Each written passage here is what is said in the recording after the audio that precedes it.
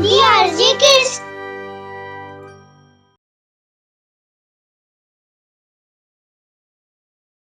कहानी सेठ करोड़ीमल।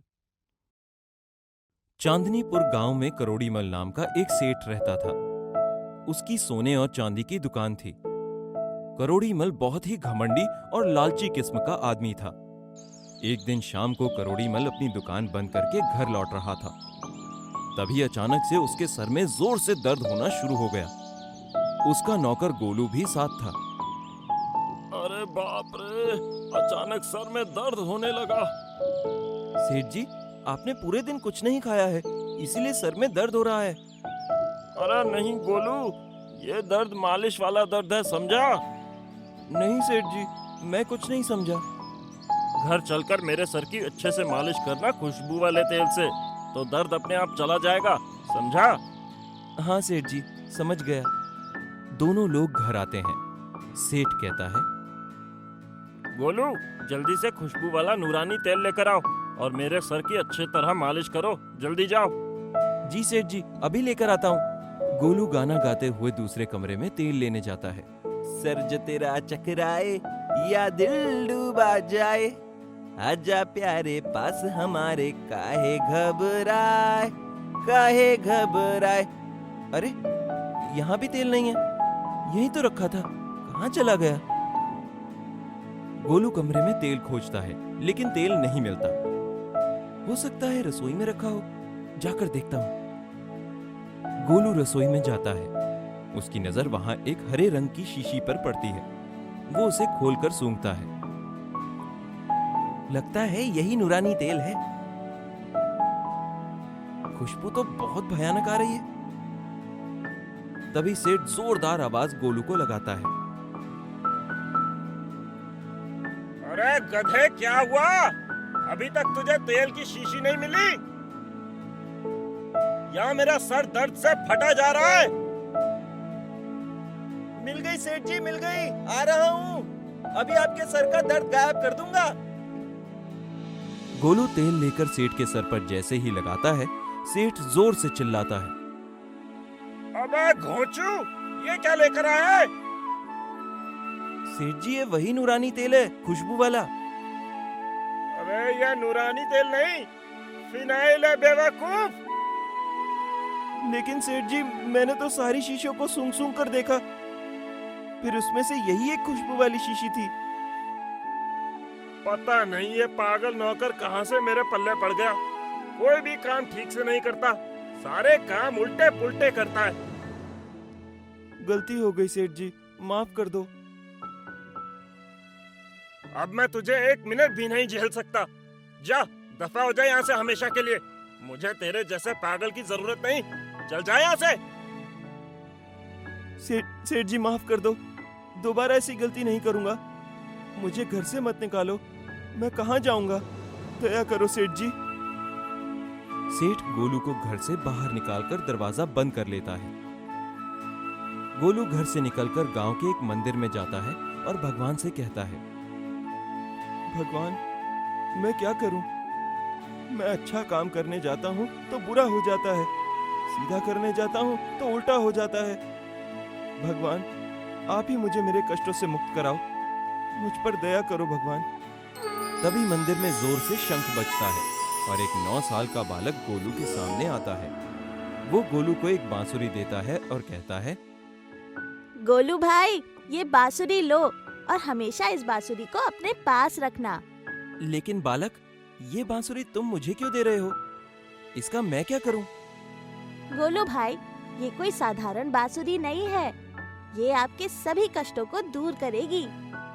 तुम्हें आज के बाद कोई मूर्ख या बेवकूफ नहीं बोलेगा। तुम जो भी काम करोगे वो अच्छा ही होगा और सबकी भलाई के लिए होगा। क्या सच में ऐसा होगा? हाँ गोलू भैया, इस बांसुरी को रोज सुबह एक बार बजाने से आपका पूरा दिन मंगलमय होगा और फिर सब लोग आपकी तारीफ करेंगे। धन्यवाद। मुझे ऐसा क्यों लग रहा है कि जैसे तुम कोई साधारण बालक नहीं हो? कहीं तुम कृष्ण कन्हैया तो नहीं? तभी बालक गायब हो जाता है। अरे, बालक कहाँ गया? मतलब वो सच में कृष्ण कन्हैया ही था। धन्य हो प्रभु, आपने मेरी बात सुन ली। आज से मैं हमेशा इस बांसुरी को अपने पास रखूंगा और लोगों का भला करूंगा। गोलू बांसुरी लेकर सेठ के घर की तरफ जाने लगता है। तभी रास्ते में कुछ लोगों के बचाओ बचाओ चिल्लाने की आवाज आती है। गोलू सामने से आ रहे एक आदमी से पूछता है, सुनो भाई, ये चिल्लाने की आवाज कहाँ से आ रही है? एक औरत का बच्चा कुएं में गिर गया है, वहीं से आवाज आ रही है। तो फिर मुझे जल्दी वहां जाना चाहिए। गोलू वहां से तेजी से निकल जाता है और कुएं के पास पहुंचता है। वहां बहुत भीड़ लगी हुई है और एक औरत जोर जोर से चिल्ला रही है, अरे कोई मेरे बच्चे को बचा लो, मेरे बच्चे को बचा लो। गोलू तुरंत बांसुरी बजाता है। तभी उसके पास एक रस्सी का बंडल आ जाता है। वो रस्सी अपने कमर में बांधकर कुएं में उतर जाता है। ऊपर से रस्सी को कुएं के बाहर कुछ लोग पकड़ लेते हैं।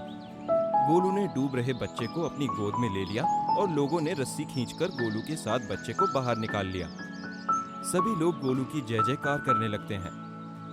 गोलू भैया की जय, गोलू भैया की जय, गोलू भैया की जय, गोलू भैया की जय, गोलू भैया की जय, गोलू भैया की जय। अरे वाह गोलू, आज तो तुमने बहुत ही बहादुरी का काम किया है। हाँ भैया, मैं तुम्हारा उपकार कभी नहीं भूलूंगी। वहां से निकलकर गोलू सेठ के घर जाता है। सेठ उसको देखकर कहता है, कहाँ चला गया था तू? मैंने गुस्से में कह दिया था, चल खाना खा ले। नहीं सेठ जी, पहले आपके सर का दर्द ठीक करूंगा, फिर खाऊंगा। अब क्या इलाज करेगा? ये बांसुरी ही इलाज है। फिर से तो मेरा दिमाग खराब कर रहा है। लगता है फिर तुझे पागलपन का दौरा पड़ा है।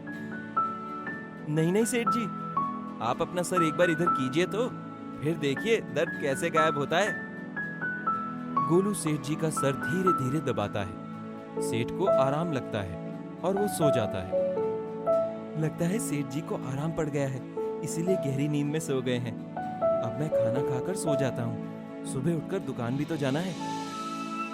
अगले दिन सेठ जी अपनी दुकान पर बैठकर हिसाब कर रहे थे और गोलू कुछ काम कर रहा था कि तभी 2-3 आदमी सेठ की दुकान पर आते हैं और गोलू की तारीफ करने लगते हैं। सेठ जी राम राम। राम राम भाई। सेठ जी आपका गोलू तो बहुत ही बुद्धिमान और बहादुर निकला। वो कैसे भाई? अरे कल गोलू ने कुएं में छलांग लगाकर एक बच्चे की जान बचाई है। बहुत ही बहादुरी का काम किया है गोलू ने।